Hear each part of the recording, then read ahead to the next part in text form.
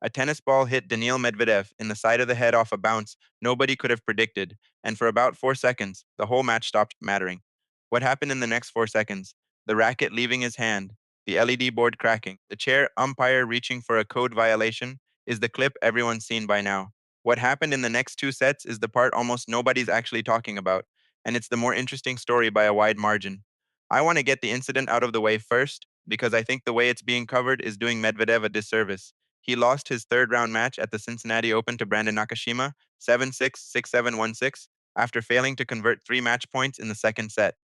That collapse from a set and a match point away to Bejeld in the third is the actual tennis story here. The board is a sideshow, but because it's the moment that travels, it's also the frame everyone's forcing the whole match through, and that framing is wrong. It's not the first time a moment like this has attached itself to him, and I think that history is exactly why the coverage defaulted so fast to the meltdown framing instead of digging into the actual tennis. He's had run ins with chair umpires before, most memorably during his run to the 2019 US Open final, and those moments became part of how casual audiences read him for years afterward, fairly or not.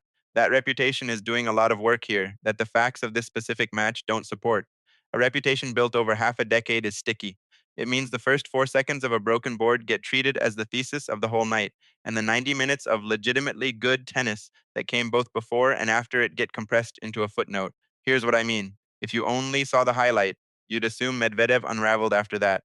Threw his toys, lost his cool, spiraled. Clean narrative, easy to package, completely backwards. The board incident happened in the opening set, a set he went on to win in a tiebreak. He then took a second set to a tiebreak too, and held 3 match points inside it. The meltdown, if you want to call it that, happened after he was already up a set and sitting on triple match point. That's not a player who lost his composure and then lost the match. That's a player who kept his composure just fine for over 90 minutes and then hit a wall that had nothing to do with a broken advertising board. So let's talk about the wall. Medvedev served for it 3 separate times inside that second set tiebreak, and I went back through all 3 points because the he choked explanation is too lazy to accept at face value. Point 1. Nakashima returned deep, hugging the line, and Medvedev's reply landed short. Medvedev himself said afterward he thinks he could have returned deeper on that point, his words, not mine. And I think he's right, but I also think that's a symptom, not the disease. Point 2. He actually won the rally tactically. He worked himself into a strong court position, had the shorter ball, went for the finish, and didn't have the racket speed to put it away clean. Not a mental error, a physical one. Point 3. Nakashima served well out wide, and Medvedev hesitated for a half step before committing to the run. He said afterward he thought Nakashima was going to put the next ball away anyway, so he held back. That's the swing point of the entire match, and it's not drama, it's a split-second read that didn't pay off. Now, here's the number that actually explains what happened after that tiebreak, and it's the number I think this whole story should have been built around from the start. Medvedev hit 10 double faults in this match. Nakashima hit 1, 10 to 1. Think about that gap for a second. Medvedev's first serve percentage was actually higher than Nakashima's, 63 to 56, and his win rate behind the first serve was strong at 73%. The problem wasn't the first ball. It was every time he had to fall back on the second. 10 double faults isn't a bad day at the office, it's a mechanical tell.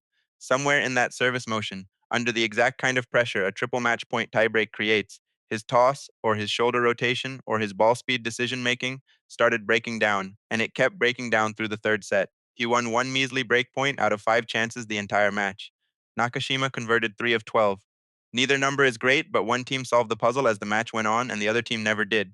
That third set, 6-1, is where I think the real story lives, and it's the part I want to reframe for you, because the obvious read is the board incident rattled him and he never recovered. I don't buy it. The board happened in set 1.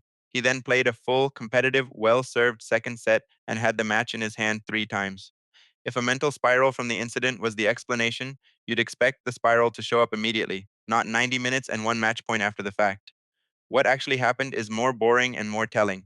3 missed match points at 32 years old against a player 10 years his junior who was still fresh in the legs by set 3, and the body just stopped delivering under repeated pressure. That's fatigue and finishing mechanics, not a tantrum hangover.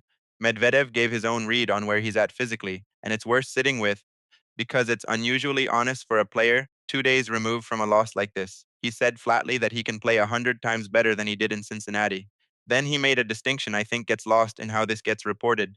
He wasn't saying the tournament was a total loss. He said he thought he played better against Nakashima than he had against Botic van de Zandschulp and Marco Trungeliti earlier in the week. Small, incremental day-over-day progress, even inside a third-round exit.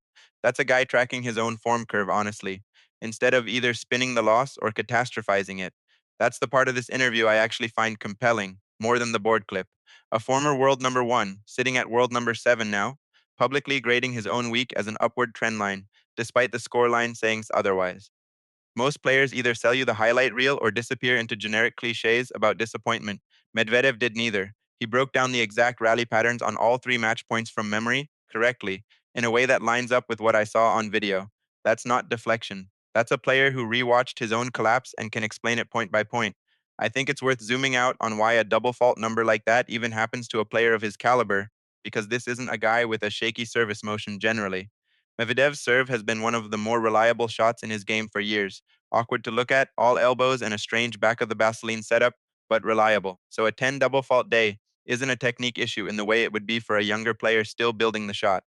It's almost certainly a pressure and fatigue issue, layered on top of a long physical week. He'd already gone 3 sets against Trungelliti and needed real work to get past Van de Zandschulp, by his own admission.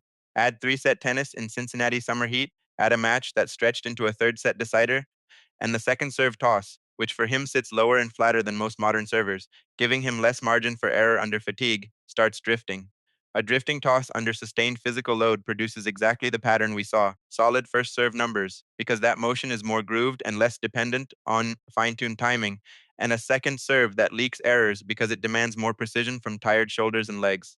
There's a historical parallel here that I think actually explains this better than anything from this season. Go back to the 2019 US Open run that made Medvedev a household name outside tennis circles. The villain arc, the booze, the mock salute. What actually carried him through that fortnight wasn't some newly discovered mental toughness. It was that his matches kept going long, and long matches, historically, are where his game finds its rhythm rather than loses it. He's built as a grinder, someone whose results tend to improve as a tournament wears on and his return game locks in against tiring opponents. What's different in 2026 is the calendar math. He's 32 now, not 23, and the recovery curve between 3 set battles has changed even if the shot making hasn't. The Cincinnati double fault count isn't evidence his game has broken down. It's evidence that the grinder identity that used to be his superpower now comes with a physical tax he didn't used to pay. Let's stay on that third set score for a second, because 1-6 is a brutal number and it's easy to read it as total collapse. I'd push back on that read it too. A bagel set after squandering 3 match points is more than anything a picture of what happens when a player's primary weapon, in Medvedev's case, that deep flat, relentless return position that suffocates opponents' second serves, goes quiet at the exact moment his own serve starts leaking free points the other way. He wasn't just failing to hold. He'd lost the return pressure that usually forces the error from across the net because he was spending his energy trying to patch a service motion that had stopped cooperating. Take away the platform he usually builds points from, and a set can turn into 1-6 fast against a clean ball striker who smells blood. That's not fragility. That's one broken gear taking down the whole machine, because his game doesn't really have a backup plan for when the serve goes. None of this is a referendum on where Medvedev's career is headed. Players in their 30s lose winnable matches with alarming regularity across every sport, and a 10 double fault day against a good returner isn't a crisis, it's a data point. What it is, though, is a far more useful story than the one everyone's already moved on from. The board gets the views. The second serve gets him through New York.